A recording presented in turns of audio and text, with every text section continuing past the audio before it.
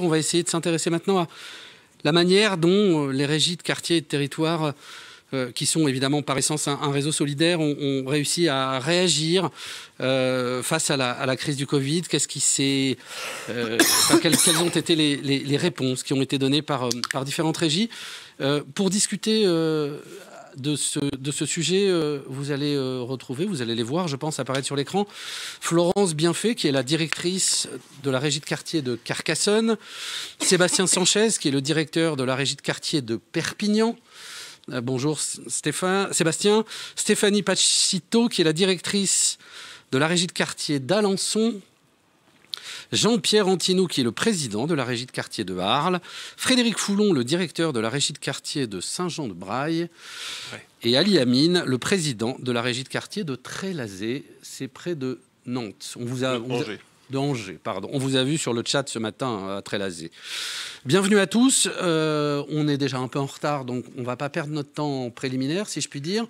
Je vais tout de suite donner la parole à Florence pour que chacun d'entre vous puissiez raconter un peu la réponse, comment elle est née, ce que vous avez mis en place au cours de cette année un peu perturbée qui vient de s'écouler, quoi. C'est à vous, Florence. Alors bonjour tout le monde. Alors déjà pour dire que je suis ravie d'intervenir cet après-midi. Alors pour 3 raisons. La première, déjà pour présenter le travail qui a été fait à Carcassonne.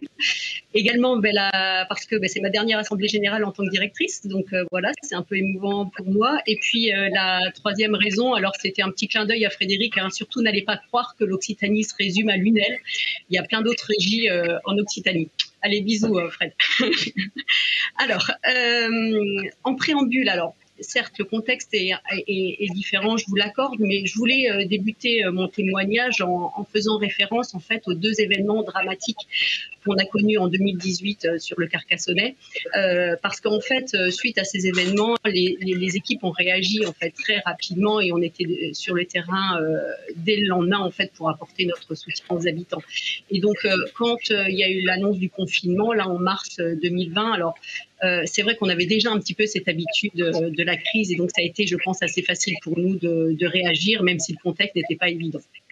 Donc, de manière très concrète, en fait, dès le lundi, il y avait des conférences téléphoniques qui se mettaient en place, déjà en interne, en fait, avec les membres du bureau, les membres du CSE, également les RSA pour savoir un petit peu ce qu'on allait faire, également avec les partenaires, et je pense notamment avec la ville de Carcassonne, les 2 bailleurs, Habitat Audois et Alogea. En fait, c'était de réfléchir tous ensemble à qu'est-ce qu'on allait pouvoir faire, parce que c'est vrai qu'on était à la fois tiraillés par les enjeux en fait de santé, notamment de nos salariés, des habitants, mais en même temps, on avait un rôle sanitaire à jouer et il fallait qu'on soit sur le terrain. Donc voilà, on était vraiment partagés.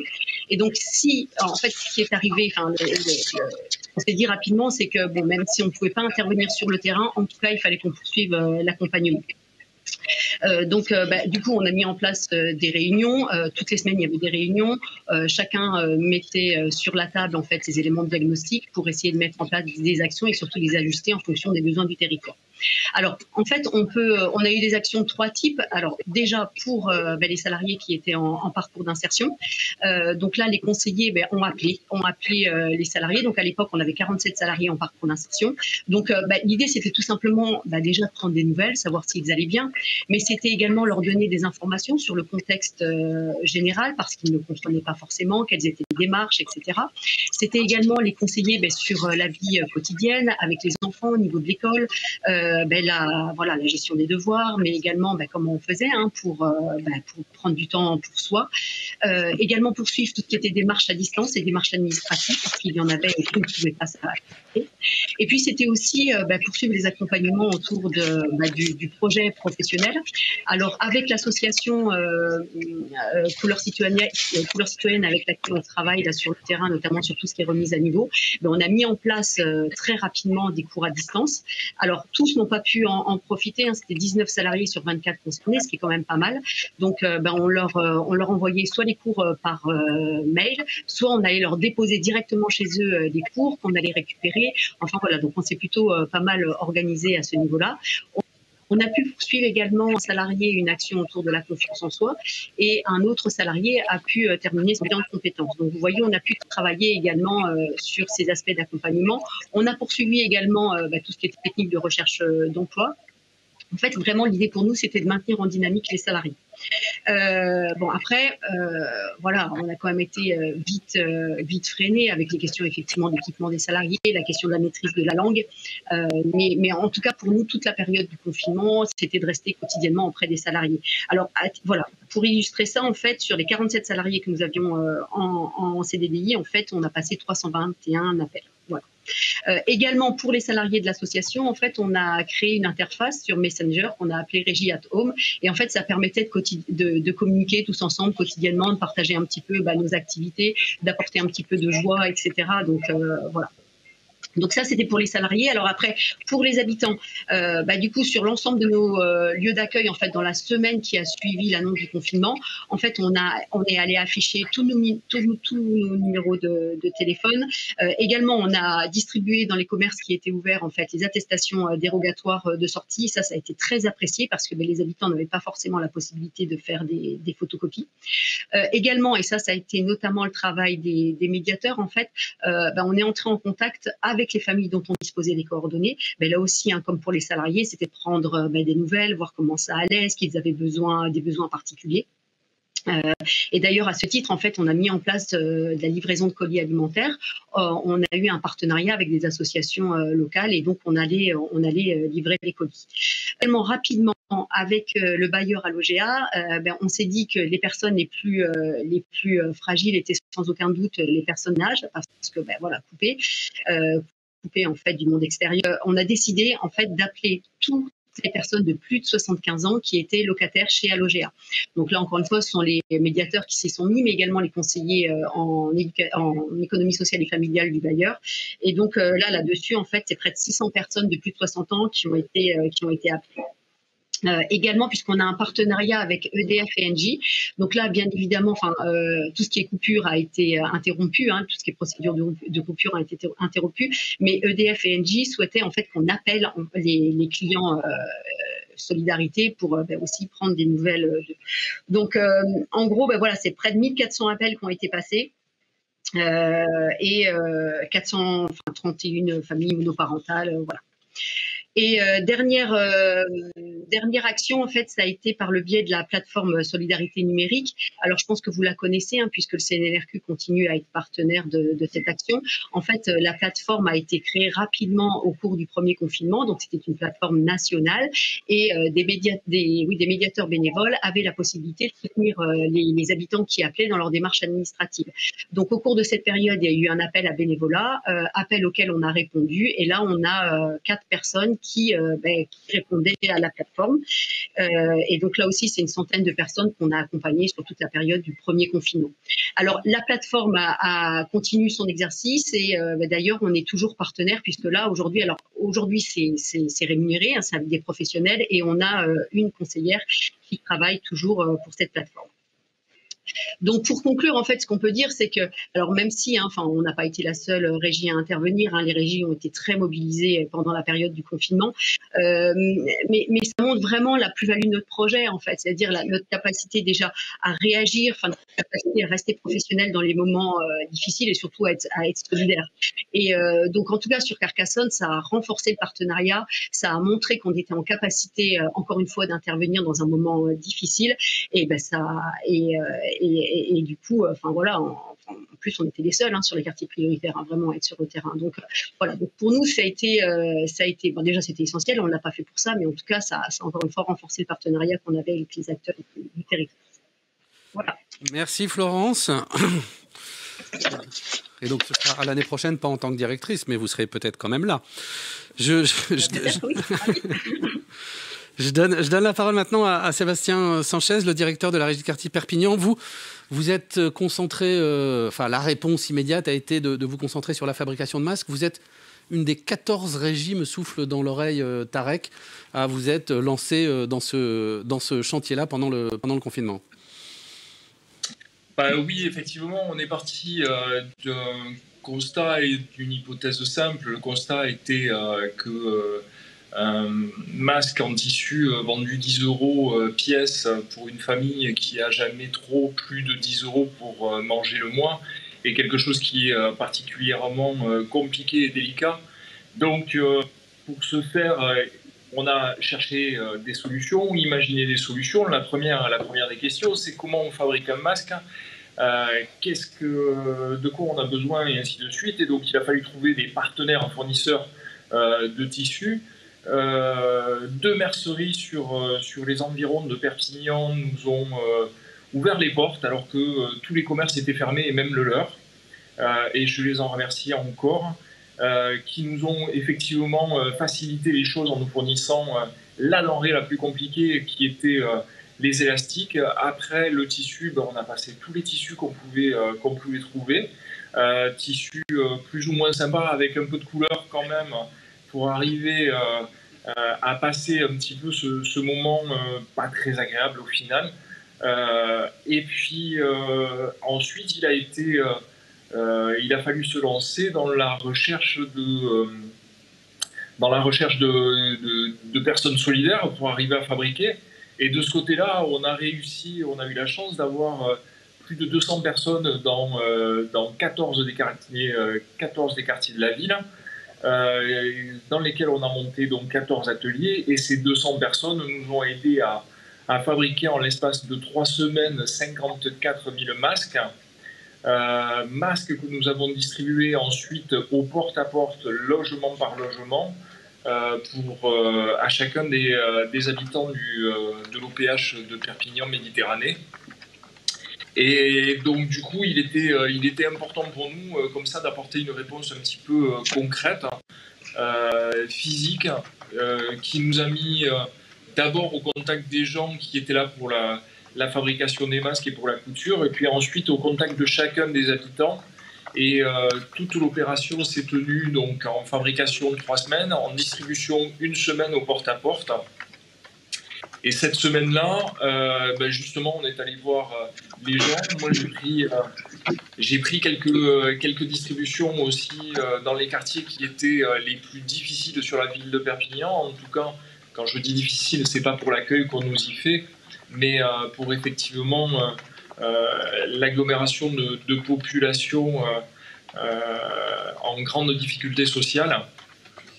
Et donc, tout ça a été une aventure qui a été extraordinaire. On est 1 an après, j'en ai encore la chair de poule, rien que d'y penser. Ça a été effectivement des échanges culturels qui ont été extraordinaires, des populations que j'ai pu croiser avec des origines diverses et variées, et pour lesquelles effectivement on a gardé un souvenir, et avec lesquelles aussi on a gardé et maintenu le contact. Aujourd'hui, dans l'imagination et dans la continuité de finalement cette opération de fabrication de masques, on est là, on passe d'ouvrir un premier point dans un autre quartier QPV de la ville, donc un point qui va être un espace associatif où on va accueillir d'autres associations qui vont venir nous faire des permanences dans les locaux, pour lesquels on va mettre un médiateur numérique, parce que comme beaucoup et comme ma collègue tout à l'heure de Carcassonne le disait, Florence, beaucoup se sont retrouvés en grande difficulté, et la médiation numérique a été une des réponses en tout cas dans le volet. Et puis ensuite, c'est aussi permettre à d'autres partenaires de venir s'intégrer dans cet espace-là, sur ce projet-là.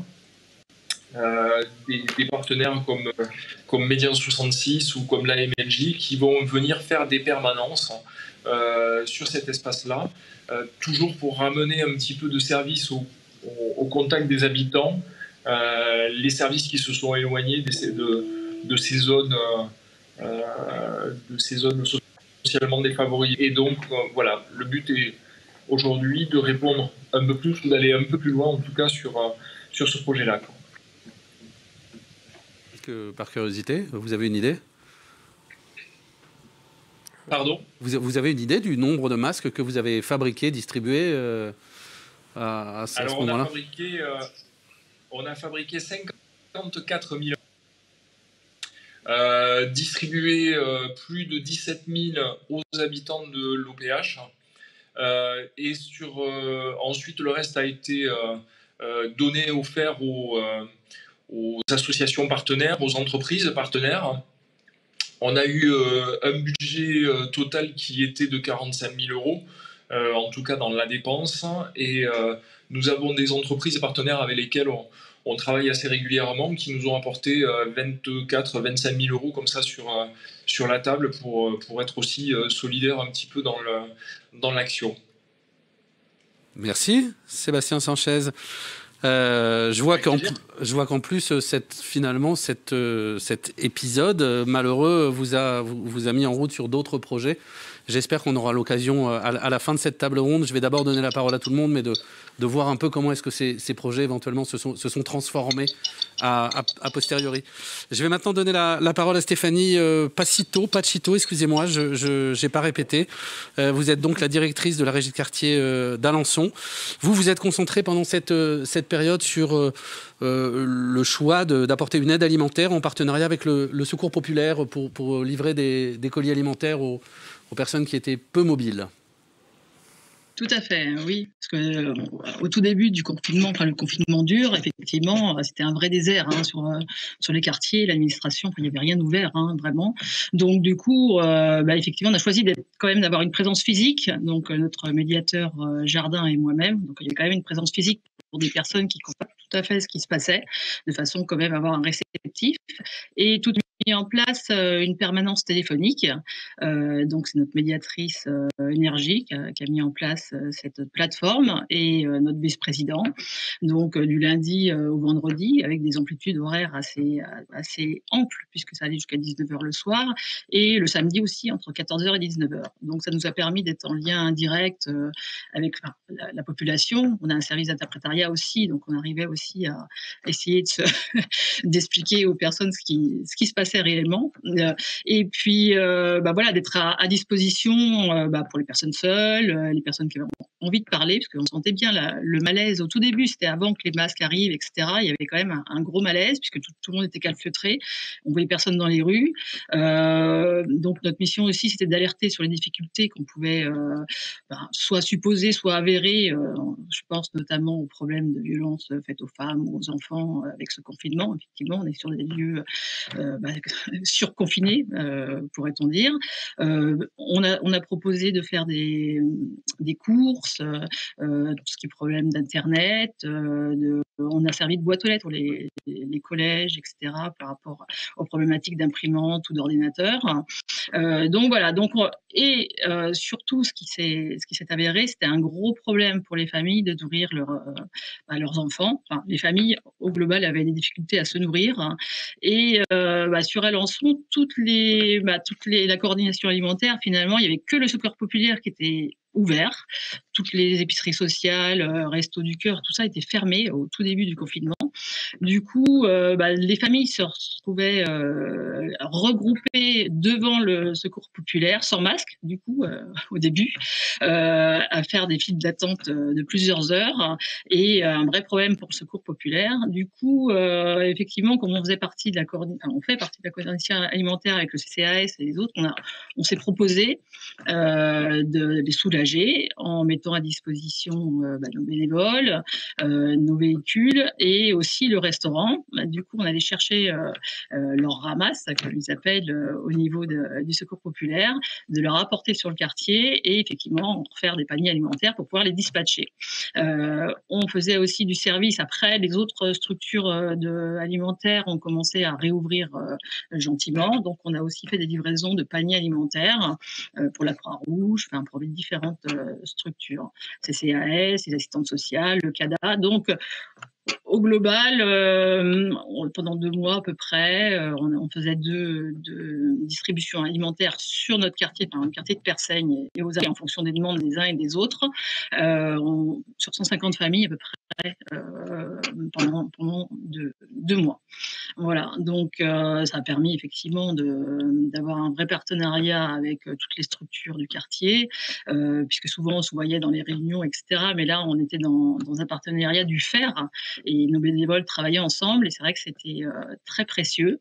Et effectivement, ça a été les prémices de ce qu'on a pu développer après confinement.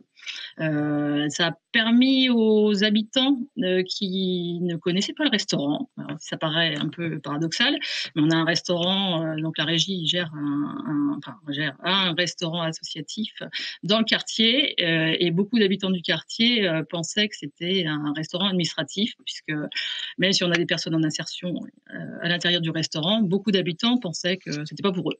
Et ce premier lien là qu'on a eu en faisant des distributions alimentaires a permis de rentrer, d'avoir une approche du restaurant. Et après, effectivement, après confinement, on a pu développer ça, et ce qui a permis d'ailleurs aujourd'hui d'avoir une clientèle mixte, à la fois la clientèle historique, plutôt administratif et hors quartier, et aujourd'hui on a des habitants du quartier qui viennent manger en tant que consommateurs sur le restaurant. Voilà. Puis après il y a eu d'autres choses qui ont découlé de cette phase de confinement, mais comme vous le dites, on en parlera peut-être un peu plus tard. Voilà. Stéphanie, je vais maintenant continuer le tour de table avec Jean-Pierre Antinou, qui est le président de la régie de quartier à Arles. Vous vous êtes concentré pendant cette période sur un soutien à la continuité pédagogique et numérique. On revient encore une fois à la question du numérique. Oui, bonjour à tous. Je suis heureux de pouvoir participer à cette table ronde.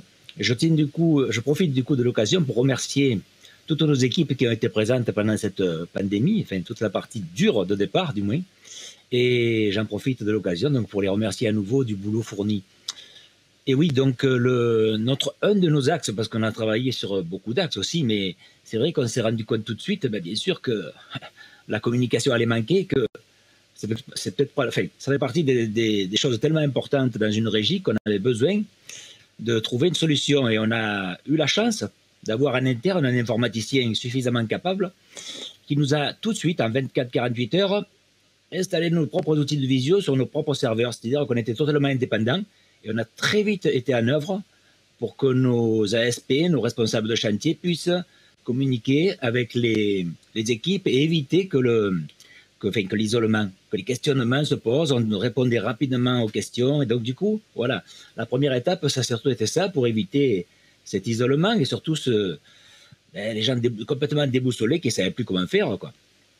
Donc, passé la période la plus dure, où on a réussi à peu près à fonctionner, durant l'été, on a mesuré vraiment à quel point cette période avait été traumatisante pour la plupart d'entre nous, et on avait fait de notre mieux, mais il manquait cruellement quand même. Donc, passé cet été-là, on a voulu, au mois de septembre, quand on a recommencé une période de travail plus normale sur le terrain, et surtout tous nos ateliers qu'on avait arrêtés pendant de longs mois, on les a repris en présentiel, mais on s'était dit que si jamais il y avait une autre vague, comme ça a été le cas, on ne voulait plus couper ce lien à ce point-là. Et donc, tous nos ateliers linguistiques, informatiques, code de la route, accompagnement socio-professionnel, dès que la vague de novembre est arrivée, on s'est dit non, là on remet tout, mais en visio. Et justement, en visio, on va dire peut-être un peu forcé au départ, mais l'idée était bel et bien de permettre aux personnes de s'acculturer, de s'habituer à utiliser les outils pour que justement l'isolement soit moins important et surtout que chacun commence à s'approprier ces outils et qu'ils puissent être utilisés pour aller vers des actions administratives à réaliser, mais aussi surtout, par exemple, au bout d'un certain temps, certains d'entre eux sont arrivés à maîtriser, entre autres, les outils de visioconférence pour justement avoir un entretien avec un employeur, des choses comme ça, quoi. Donc, période difficile, mais période où on a essayé de presque, j'exagère, garder un contact normal, en tout cas, avoir l'impression que la vie continue et que les choses fonctionnent quand même. Donc, du coup, de tout ça, ça nous a conforté dans notre démarche parce que ça fait depuis l'année 2006 qu'on a un atelier informatique, mais qui fonctionnait très bien, qui répondait à des besoins, mais là, qui est devenu crucial, quoi, enfin, l'atelier, le service informatique développé par l'atelier, quoi. Et on va dire donc, à travers toutes ces constatations, je voulais quand même dire quelque chose aussi, c'est que la démarche de regard, elle se veut cohérente de bout en bout. Là, je vais être un peu politique, mais je pense que c'est important aussi. Donc, on accueille bien sûr des publics pour les accompagner vers les outils numériques, mais nous leur proposons de travailler sur des logiciels libres et pourquoi pas d'installer sur leur machine qu'ils ont dans un tiroir, enfin pas un tiroir, dans une armoire, et on leur installe avec un système libre aussi. Du coup, la machine renaît et recycler. Donc ça participe à l'écologie. Et ce n'est pas anecdotique, puisqu'il s'agit de montrer que l'informatique est certes un outil, mais que cet outil peut aussi être un moyen d'accès à la citoyenneté et à l'émancipation. C'est vraiment très important, même si pour beaucoup, au départ, d'ailleurs, on ne propose pas d'expliquer tout ça à tout le monde, on l'explique aux personnes qu'on sent en capacité d'avoir cette réflexion.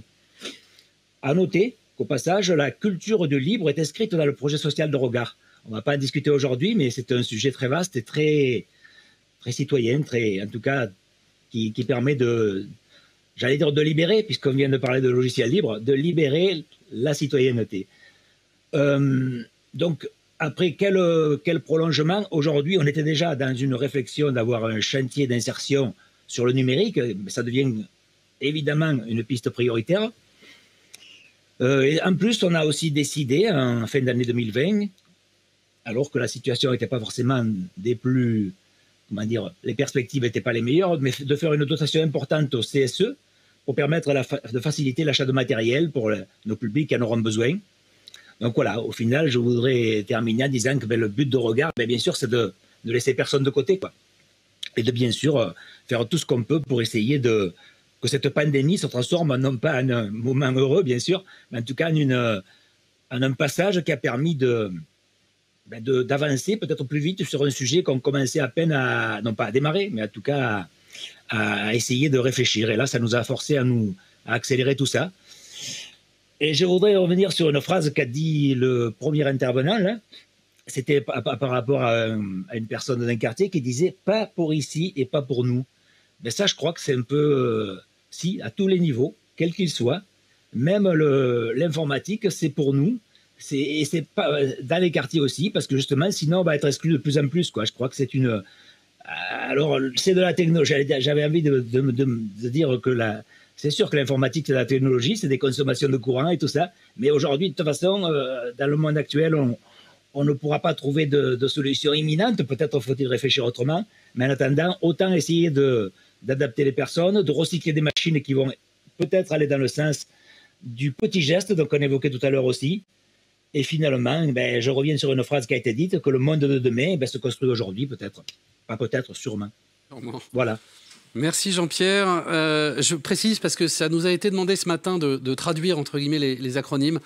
Donc CSE, c'est le comité social et économique, la nouvelle instance unique qui remplace le CHSCT et le CE. Maintenant dans les entreprises, parce qu'on a été alerté ce matin là-dessus. Et puis évidemment, l'informatique comme outil pour faire vivre la démocratie, y compris associative, puisque le vote est maintenant clos, mais le quorum a été atteint, et vous aurez les résultats d'ici 40 minutes. Je vais donner la parole à Frédéric Foulon, maintenant le directeur de la régie de quartier de Saint-Jean-de-Bray. De Bray, pardon. Oh là là, de Saint-Jean-de-Bray. Vous avez, essayé aussi paradoxal que ça puisse paraître, de vous concentrer sur l'aide à la mobilité pendant cette période, ou en tout cas après. Et c'est cette expérience, cette initiative que vous allez nous raconter. Bonjour, chers collègues. Alors, Saint-Jean-de-Bray, oui. Donc, c'est situé à côté d'Orléans, dans une agglomération d'environ 300 000 habitants. Alors, on parlait de sigles juste à l'instant. Je vais beaucoup employer le mot TAD. Alors, TAD, ça veut dire transport à la demande. Donc, voilà, ça pourra nous aider par la suite. Alors, pour resituer un peu le contexte, donc une agglomération de 300 000 habitants avec un réseau de transport en commun qui est confié par délégation de service public de la métropole à une entreprise privée qui s'appelle Keolis. Et nous, la régie, nous travaillons depuis des années avec l'opérateur pour justement qui nous sous-traite l'activité de transport à la demande qui est pour nous un support action. Alors, pour resituer aussi, à Brésil, environ 110 salariés, dont 56 conducteurs à l'heure actuelle, et dont une quarantaine sont en parcours d'insertion. Voilà. Alors, le contexte, on le connaît tous, début du confinement, 17 mars 2020. La plupart des activités de la régie s'arrêtent. Alors, je dis la plupart parce que certaines ont, comme notamment l'activité de ménage et de répurgation. Mais en tout cas, l'activité transport, qui est la principale activité de la régie, s'arrête à ce moment-là. Et aussi sur le contexte local orléanais, la plupart des transports en commun s'arrêtent également. Sauf que très vite arrive la problématique du transport et de la mobilité des personnes qui sont encore en activité, et donc parmi elles, évidemment, les personnes soignantes. Donc, en fait, assez rapidement, l'opérateur Keolis revient vers nous pour nous demander, enfin pour savoir si, dans le cadre d'une poursuite d'activité, on peut, en lien avec eux, répondre à cette demande forte. Et donc se met en place vers le fin mars, début avril de mémoire, le TAD, donc le transport à la demande, le TAD, c'est-à-dire que l'idée, comme vous le voyez à l'image, c'était par le transport en navette d'aller chercher les soignants à domicile pour les transférer sur le lieu de travail, que ce soit dans les hôpitaux ou dans les EHPAD. Donc ça s'est mis assez rapidement en place. Alors c'était sur des plages horaires assez vastes, hein, c'est-à-dire les premiers commençaient à 5h30, les derniers terminaient à 23h. Et ça tous les jours, du lundi au dimanche inclus. Donc ça s'est mis en place rapidement. On a été assez réactifs, ce qui d'ailleurs, on y reviendra tout à l'heure dans les sujets de perspective, nous a encore une fois de plus légitimé sur cette activité auprès des donneurs d'ordre. Voilà. Et en fait, donc ça s'est mis en place au départ avec les conducteurs permanents, pas forcément avec les conducteurs en insertion au départ. Ça a été le cas par la suite. Et paradoxalement, d'ailleurs, on n'a pas pu mobiliser tous les conducteurs, mais ceux qui n'avaient pas été mobilisés, alors c'est pas qu'ils nous le reproché, mais ils ont regretté de ne pas avoir pu œuvrer sur cette action. Voilà. Donc ça, on a vraiment une réactivité des équipes et vraiment une envie de faire. Alors, et replaçons-nous dans le contexte. Là, on voit l'image d'un véhicule. On était quand même à l'époque sur une certaine crainte, une certaine peur des équipes d'intégrer des véhicules dans lesquels étaient transportées des personnes qui allaient travailler en direct avec le virus, si je puis dire, et donc de se dire attention. Donc, pardon. Vous m'entendez, c'est bon? Ouais, Frédéric, on vous entend, mais il y a eu quelques coupures. On en était à la crainte légitime des salariés qui avaient peur parfois de conduire des véhicules qui transportaient des soignants, et c'est là qu'on a perdu le faisceau avec vous.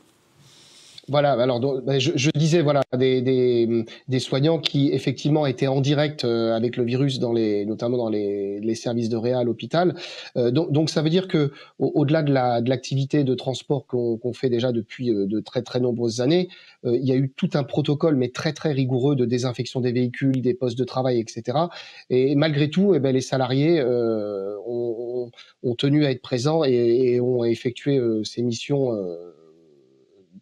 dans de bonnes conditions, voilà. Et alors, ce qu'il y a à dire, et c'est là aussi où ça a légitimé, c'est que ce service s'est mis en place en une semaine ou en 15 jours, je crois, de mémoire, mais est arrivé aussi un phénomène, enfin pas un phénomène, mais une date qui arrive chaque année, qui s'appelle le 1er mai. Il faut savoir que dans le transport public, en général, le transport public ne fonctionne jamais le 1er mai. Et en l'occurrence, à Orléans, il n'y avait pas de transport public ce jour-là. Donc, en 48 heures, Keolis nous a demandé si nous pouvions assurer ce transport ce jour férié, ce que nous avons fait. Je crois que d'ailleurs, c'est une des premières que du transport public en France ait fonctionné ce jour-là. Enfin, en tout cas, du transport à la demande, ça c'est sûr. Donc voilà, donc vraiment un sentiment de fierté, c'est-à-dire de répondre à un besoin, de sentir que l'on sert à quelque chose, et une grande fierté que ce soit une structure de l'économie sociale et solidaire, plus particulièrement une régie de territoire, qui soit capable de participer à l'effort national, ou en tout cas à l'effort local et à un besoin local. Voilà, donc c'est en quelques mots, j'espère qu'il n'y a pas eu de nouvelles coupures. Votre connexion est un peu instable, mais on a bien entendu et bien compris votre propos jusqu'à la fin. Merci Frédéric. On voit bien là encore l'illustration des dispositifs solidaires, puisque c'est le thème de cette table ronde. Et on va finir ce tour de table avec Ali Yamin, le président de la régie de quartier de Trélazé. Alors vous avez décidé de mettre cet été en place un projet de vacances pour les familles qui ne pouvaient pas partir en vacances sur le quartier de Trélazé, qui est donc près d'Angers. Exactement. Bonjour à tous. Alors cet été, mais surtout l'été précédent, et on a une reconduction cette année. Donc merci de me permettre d'intervenir cette table ronde. On m'a demandé effectivement d'intervenir dans le cadre des actions particulièrement menées l'été 2020, mais cette demande, elle complète plusieurs autres actions que la régie a menées, notamment l'accompagnement à la continuité scolaire que nous avons mené. Il y a eu, durant le confinement du mois de mars 2020 et jusqu'au mois de mai, voire juin 2020, un décrochage acté et constant sur la période. Et du coup, à l'initiative de la régie, de la municipalité et de l'éducation nationale, on a identifié et référencé un certain nombre de familles dont la possibilité d'avoir l'accès à l'informatique avait effectivement été constatée. Donc on a fait de la distribution de PC avec un accompagnement sur la prise en main de l'outil informatique et le suivi de la formation. La deuxième action que nous avons menée en complément de celle dont je vous parlerai tout à l'heure, c'est le transport des personnes à mobilité réduite pour la vaccination, notamment la prise de rendez-vous et le transport des personnes à mobilité réduite pour la vaccination. Et enfin, donc, celle dont je vais vous parler, qui est convivialité. Convivialité, alors, qu'est-ce que justement cette action ? Suite au déconfinement qui a duré plus de 2 mois, de nombreux besoins sur les thèmes de lien social, de loisirs, de l'éducation, de l'emploi, du sport ou autres thématiques, voire le numérique, ont été révélés. Et l'action donc convivialité qui a été menée par la régie, juste pour précision, c'est la municipalité qui nous a sollicité juste après le déconfinement au 15 mai pour pouvoir justement écrire un projet qui irait dans l'intérêt de nos habitants, de nos concitoyens, notamment des quartiers prioritaires, mais plus largement de l'ensemble des habitants de la commune. Pourquoi ? Parce que de toute façon, ces personnes-là, après la sortie du confinement, pouvaient pas pour tous partir en vacances. Donc une action qui était destinée aux jeunes et aux familles, justement, qui ne pouvaient pas partir en vacances. Alors qu'est-ce que convivialité ? Convivialité a été écrit par la régie. C'est un projet de village vacances qui a été écrit par la régie. Comme je vous le disais tout à l'heure, en un temps record, puisque on nous l'a demandé pour pouvoir avoir cette action qui démarrait au début juillet 2020 et qui était ouvert à tous les habitants du quartier prioritaire et plus largement, comme je le disais tout à l'heure, à l'ensemble des habitants de la commune. C'est une action qui a été menée dans un complexe sportif au cœur du quartier prioritaire, à la Gaudussière, où on a à peu près 1 hectare, sur lequel justement l'action pouvait s'y prêter. Il a été aménagé donc avec des barnums, avec justement de nombreuses activités qui ont eu lieu, notamment des activités culturelles, sportives, digitales ou éducatives. L'ensemble du programme a été inscrit dans la continuité éducative. Donc, cette mise en place de cette action a permis à près de 520 familles, soit plus de 3500 personnes, de bénéficier de ce village vacances. Donc ça a été une action importante pour la régie, d'abord parce qu'elle s'ancrait dans un processus en partenariat avec les associations du territoire, de pouvoir permettre dans le cadre du lien social, mais aussi de permettre à des familles de pouvoir partir, en tout cas de sortir de leurs appartements. Vous avez vu comment on a pu effectivement ces derniers temps supporter et Dieu sait que ça a été difficile de supporter ce confinement quand on habite des HLM ou quand on habite des appartements avec des enfants en bas âge. Donc ça leur a permis effectivement de s'évader, de pouvoir profiter gratuitement je le précise bien, gratuitement, de tous ces possibilités. Il y avait du poney club, il y avait encore une fois des jeux ludiques, des jeux d'eau, enfin, comme je l'évoquais tout à l'heure. Et ces familles, justement, en sont sorties très ravies. Il y a eu beaucoup de témoignages qu'on a eu en retour. Et cette action a tellement bien plu, a tellement bien marché, qu'il a été décidé effectivement, en partenariat encore avec la municipalité, de la réitérer sur 2021. Voilà ce que je pouvais vous dire sur l'action qu'on a menée. Bien évidemment, il y a des documents et puis des modèles d'actions qui ont été menées lors de cette action convivialité. Mais encore une fois, ça a pu profiter à ces familles qui avaient un besoin de sortir juste après le confinement et de pouvoir retrouver en tout cas un semblant de liberté et de congé qu'il n'aurait peut-être pas pu avoir si il n'avait pas été mené au bout. Merci Ali Amine. Oh là là, j'ai un écho là. On voit bien avec tous ces 6 projets, on parle souvent des régies, elles sont plus connues à l'extérieur pour leur activité dans le domaine de l'insertion par l'activité économique. On voit bien là les autres jambes, si je puis dire, du réseau des régies avec l'éducation populaire, le lien social. Voilà, on voit à quel point ces associations sont intégrées dans leur territoire. Notre temps est très compté sur cette table ronde parce que pour des impératifs de transmission, etc., dont je vous épargne les détails, il faut que dans exactement 12 minutes, nous ayons fini cette table ronde. Je voudrais très vite qu'on revienne, Sébastien Sanchez, avec vous sur la construction en partenariat de ce que vous avez mis sur pied. Enfin, je jette un nom presque au hasard, mais de la construction. Comment est-ce que finalement les régies se sont fédérées avec d'autres sur un territoire pour essayer d'apporter ces réponses urgentes et immédiates? Je crois qu'on avait un besoin et une réponse à apporter tout de suite. Et malheureusement, seul, on ne peut pas faire grand-chose. Donc là, forcément, il fallait aller chercher, je dirais, un coup de main. Même si on avait l'idée de départ, le financement possible, mais on n'avait pas les bras suffisants, en tout cas, pour arriver à faire que. Et puis, l'idée fondamentale là-dessus, c'était vraiment de mobiliser les gens pour faire quelque chose qui soit distribué gratuitement à tous les habitants et surtout aux habitants qui étaient les plus en difficulté. Donc foncièrement, les gens se sont agglomérés à ce projet. Bien évidemment, la communauté musulmane, on était en pleine période de Ramadan, donc c'était aussi, je dirais presque que ça a été un peu facilitateur pour ça. Mais en tout cas, voilà, tout le monde, vu qu'on partait dans un projet qui était dans le bien-être pour tout le monde et de façon gratuite à destination de tout le monde, forcément, on a eu beaucoup plus de facilité à agglomérer les gens sur ce projet-là, quoi.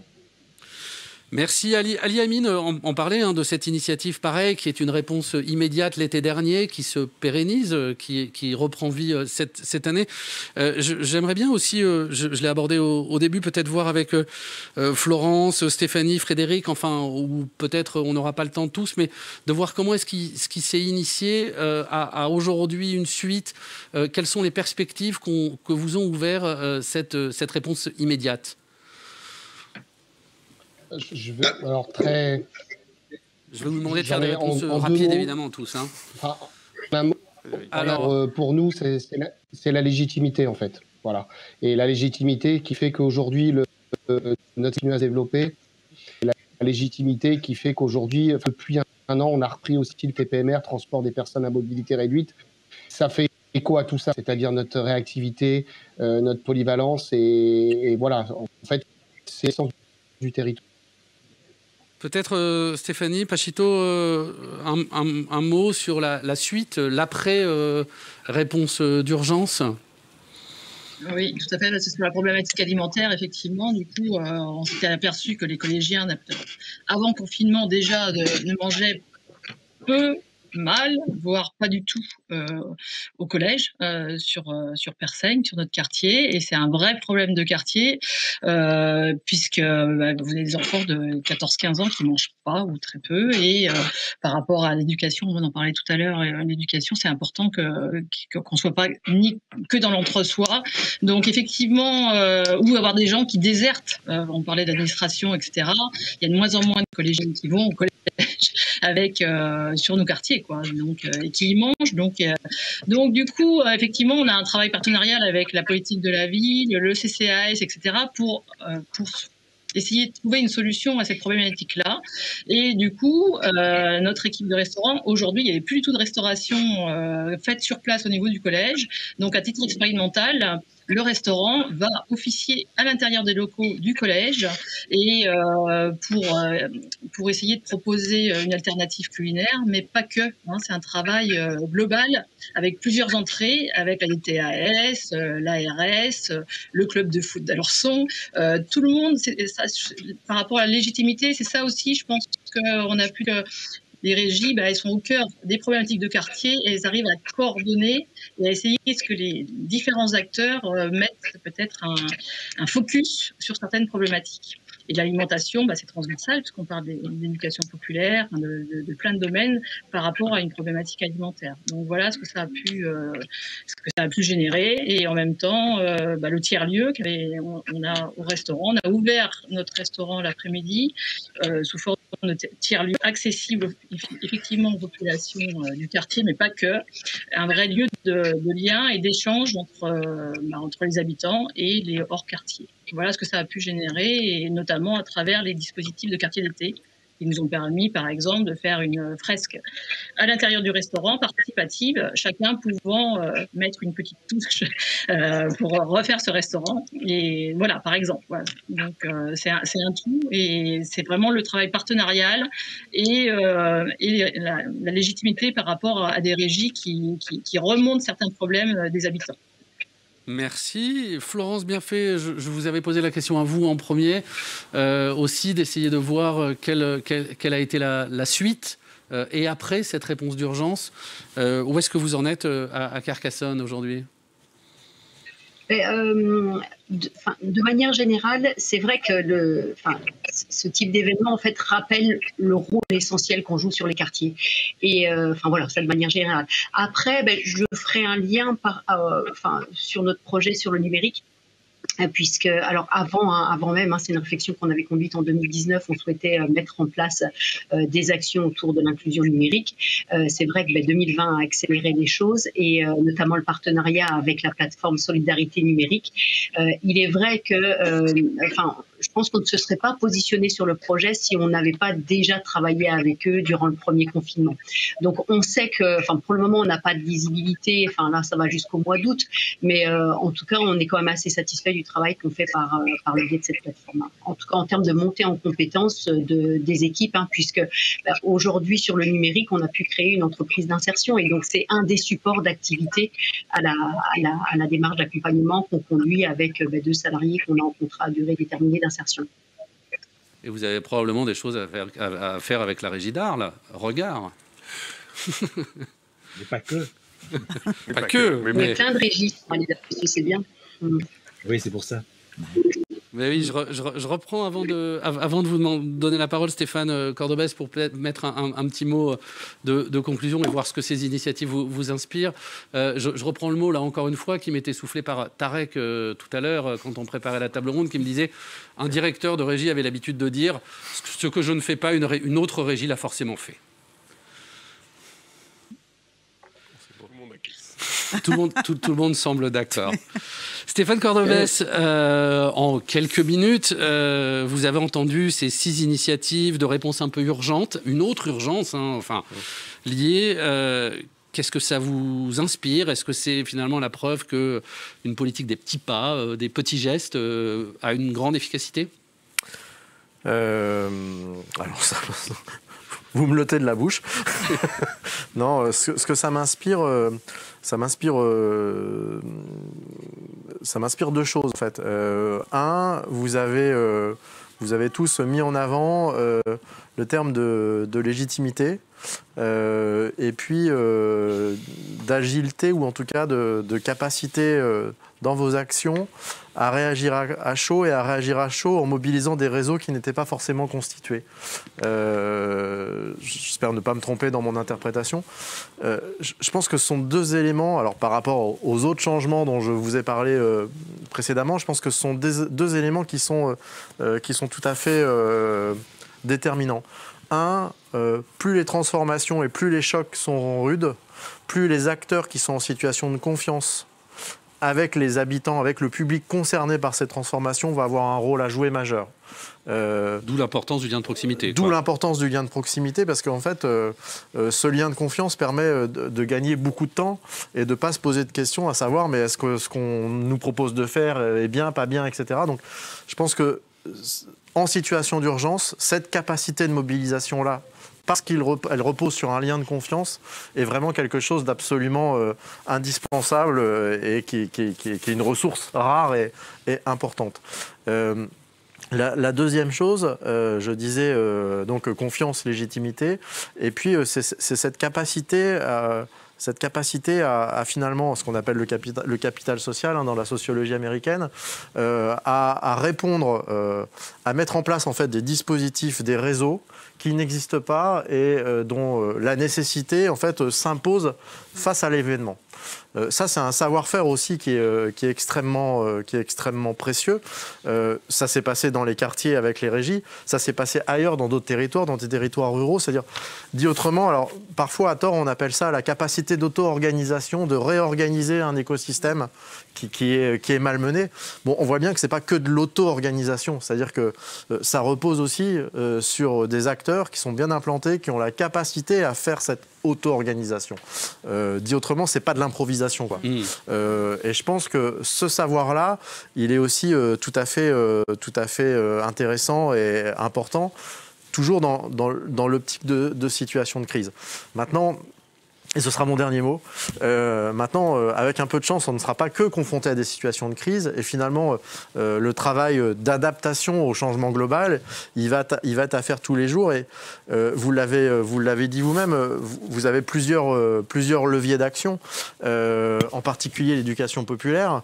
Et il me semble que au-delà de l'éducation dont on a parlé tout à l'heure en se demandant si elle était à la hauteur de ce qui nous attendait, il y a plein de gens qui ne sont plus dans l'enseignement. Et de ce point de vue-là, je crois que l'éducation populaire est un relais indispensable et qu'il faut vraiment mobiliser autour de ces problématiques parce que susceptible d'apporter à la fois une appropriation, des réponses, de la rassurance, des savoirs et des solutions qu'on ne trouvera pas forcément ailleurs et qui ne seront pas proposées par d'autres relais. Merci Stéphane Cordovès, merci à tous. Alors je sais qu'un certain nombre d'entre vous ont déjà perdu le lien, donc merci à Florence Bienfait, merci à Sébastien Sanchez, merci à Stéphanie Pachito, à Jean-Pierre Antinou, à Frédéric Foulon, à Ali Elamine, qui pour certains ont été déconnectés. Merci beaucoup de votre participation. On se retrouve nous dans exactement 15 minutes pour une autre table ronde. Et on vous propose une nouvelle fois de regarder un des extraits filmés du livre Vie majuscule, un texte qui s'appelle « Je suis de la famille des moins » et qui devrait vous faire réagir. À tout à l'heure. Gabriel, 29 ans, Billon. Je suis de la famille des moins. Moi, j'appartiens à la famille des moins. Les moins bien logés, les moins souvent propriétaires, les moins luxueux, les moins bien soignés, les moins parfumés, les moins bien rasés, les moins bien habillés et surtout, les moins écoutés. On s'est mis en colère, nous les moins, parce que tout le monde nous répétait en boucle qu'on était les plus polluants, les plus fainéants, les plus responsables du dérèglement climatique, les plus profiteurs. Mais qui prend l'avion pour partir en vacances? Et surtout, qui se lève à 6 h du mat pour gagner quelques centaines d'euros par mois? Qui répare 50 fois sa voiture, son téléphone ou sa machine à laver plutôt que d'en changer? Ce sont les moins, ceux qui ont moins. Et pour la première fois de ma vie, avec les gilets jaunes, j'ai senti une faille qui s'agrandissait Un moment où les moins allaient pour une fois pouvoir s'additionner. C'est pour ça que j'ai rejoint un rond-point, celui de Brézet à Clermont. La première fois, je suis passé devant un moto. Je suis allé voir, me poser au coin du feu. Tous ces gens qui discutaient, c'était génial. Ça faisait tellement longtemps qu'on les attendait, j'avais l'impression d'être à l'heure, je tenais le bon train, j'étais sûr qu'on allait faire un truc, que nous, les moins, on allait se faire entendre, que j'allais récupérer quelques miettes d'euros, un peu plus de dignité. Ce n'était pas la révolution, j'attendais des petites choses qui pouvaient me changer la vie. Arrêter d'être sans cesse en alerte pour ne pas laisser passer l'occasion d'un petit boulot qui fera rentrer un peu de sous. Respirer. En fait, sur le rond-point, je voulais respirer